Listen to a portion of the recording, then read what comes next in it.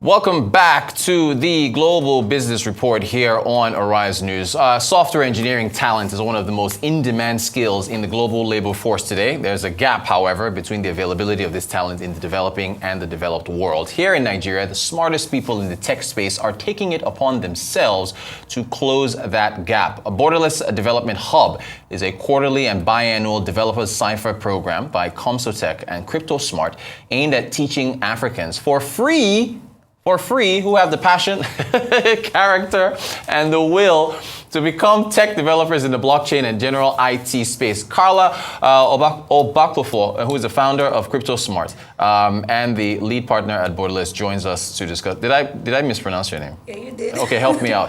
It's Obakpolor. Okay, Obakpolor. There we go. Yes. Thanks for joining us. Thanks Now, for having me. how applicable are tech skills in the blockchain ecosystem? Oh, I would say 100% applicable because you can have any product without a tech skill.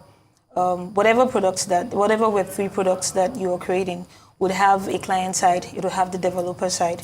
So the client side, let's say the UI UX aspect of it, when you press a button and it works. And then there's the back end, the aspect where that button actually works, the thing that makes it work. And then the smart contracts, the blockchain aspect of it. So everything that has to do with the Web3 space has to do with tech. So these services are in demand in the Web3 space. Now, are they in demand here on the continent, or are we talking about remote work elsewhere outside? Okay, both actually. Okay. I think years ago it was mostly remote work, but right now we're seeing a lot of Nigerian companies building blockchain-based products. We're seeing people from outside the country coming here to establish an arm of their business here, of their company here, and actually working with Nigerian developers. So it's both remote and physically here in Nigeria. Okay, now I'm really intrigued by this. You folks over at Borderless, you've taken it upon yourselves to train individuals in this space. Yes. And you're doing it for free. Yes. Now, everybody shouts when they hear the free part. Because I'm funny enough, I'm actually going to use, because our next guest, his program is paid, so I'm challenging both of you on different sides. Well, you first. So look at what you're looking for: passion, enthusiasm, a laptop, notebook, basic computer knowledge. How are you able to do this for free? Why are you doing it for free? Okay. This is a business show. We talk money here. Yes. Well, go ahead. Let's do this. Yeah. So I started CryptoSmart in 2021 with just 19 members. At that point, all we were providing were just asset management services. Right now in 2023, without raising any funding, what we've done, we have a tech arm where we actually build tech products. And we teach tech skills also. We have a BitSafe protocol, a protocol we created in the Web3 space. And we have a business development arm, CS Consult, so we help startups get into the space, tech startups. Now, the biggest challenge, and I faced that challenge because I built on that company called Clip. My greatest challenge was developers. Okay. I outsourced the development, and we didn't have enough money, but I outsourced it, and it was shambles. Yeah. And I found this same kind of issue with other small businesses or big businesses that come in wanting to get it in tech space. Because if you have so much money, you have to employ the guys in India or in US, or even the guys that are in Nigeria, you have to really pay them a lot because they're already working somewhere else. So what do you do when you don't have that fund? You need developers actually to work with. And we started last year, and one thing I've noticed is this crop of developers that we're looking for are in the universities.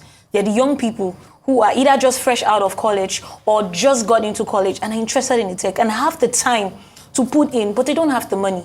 They have the time. So we say, okay, fine, you have the time, come in, we'll train you. And what we're even doing right now, the best of the best hundreds, are gonna get a free laptop in 2024 because a lot of them come in without a laptop. So we thought, let's set up a hub. We set up our first hub in GRA in Port Harcourt. Right now, we're setting up another one in Uniport, around Uniport area, not in the school, around the school area. And we're raising funds for that. Because if you have the students, you just tell them, come to the hub, you teach them, they're eager to learn. Some of them are even willing to do the all nights.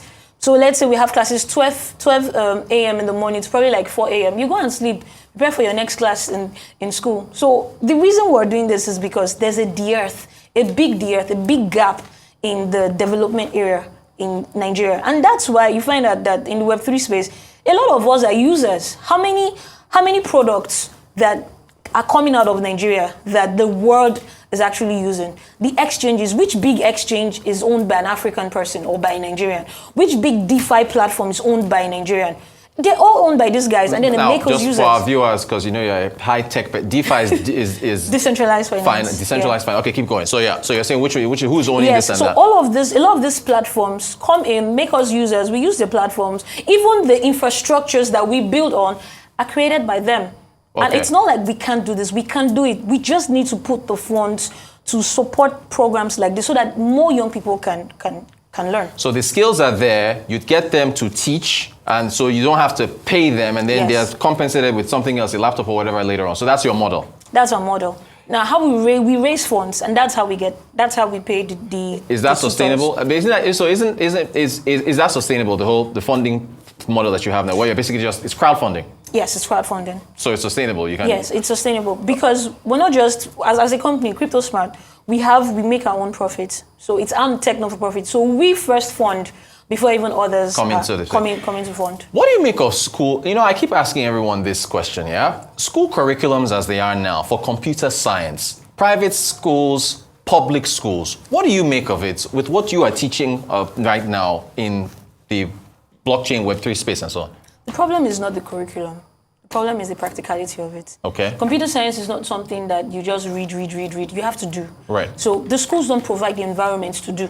That's just the problem. So what I think schools should do is create public-private partnerships with hubs. Let hubs be in these universities that, anybody from computer science, whatever it is you want to study. Because when you say computer science is broad. Right. Are you talking about hardware or are you talking about software? If you're talking about hardware, is it in the manufacturer area or in the repair area? If you're talking about software, what aspect of software? What kind of codes? All of these things are not, the practical aspect is not given in the school. So if you create hubs where this thing can be learned from the practical area, so you taught us this thing, and probably what you're teaching us is 10 years ago, that student can relate to how that thing is effective today because he's getting real-time information at the hub and actually building something. So I don't think it's about the curriculum. I think it's about the practicality aspect of it. So then you're suggesting a revamp of curriculums and just do practical knowledge. There's a need for both. Okay. I'll give you an example. When my friend talks about cybersecurity a lot, and he talks about the aspect of GCR, and those guys are the ones who do the reading. They say, okay, fine, let's say a company wants to get into cybersecurity. They advise the company what are the things that they should do. These guys read. They actually basically do the theoretical part. And because they understand the theoretical part, they can advise the company and the cybersecurity teams on how they should build whatever product it is for the company's framework. But the thing is that the theory is important. But the theory is only as important as what you do with it. The practical aspect of it. Okay, but the practical, you need equipment, you need computers. Exactly. And you need money. That's why you need a hub. That's why you need to fund these things. Okay, so the government now use the new administration. We've got Dr. Bosun Tijani heading the ICT ministry, digital economy. There's all this emphasis on skills, digital skills. Yes. You're just Borderless and CryptoSmart. You're just one entity, right? So how do you get more of these? And if this table is Nigeria and you're just here, how do you spread that out across the entire table so that you scale this knowledge base that you're trying to get across? Is it more hubs? Are you going to say more hubs again? Okay, no, not just that.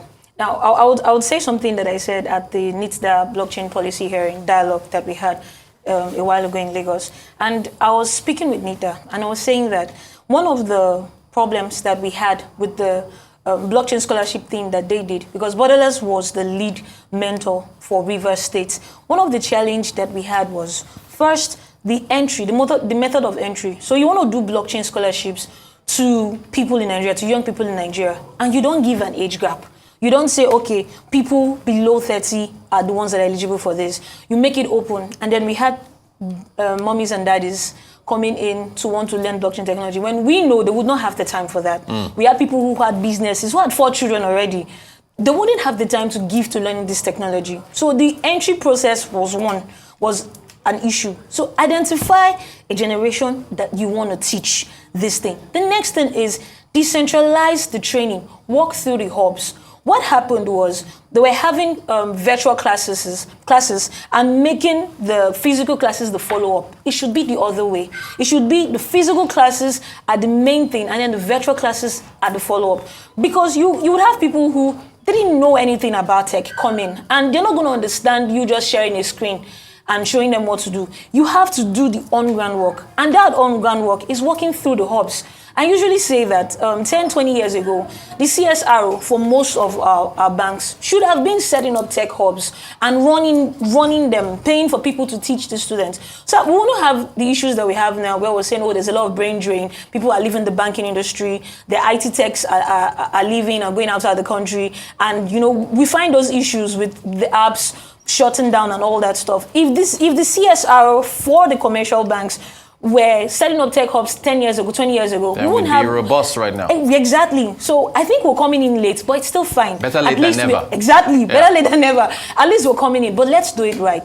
Yes, we do need more hubs, but we need them to be run properly. That's the thing. We've run out of time. Next time, we're going to have you on, because you're focused on Rivers State. We have to talk about the states that the capacity, but we'll do that next time because we're out of time. Karla Obakpolor, Crypto Smart founder, also lead partner at Borderless. Thank you so much. We appreciate your time. Thank you.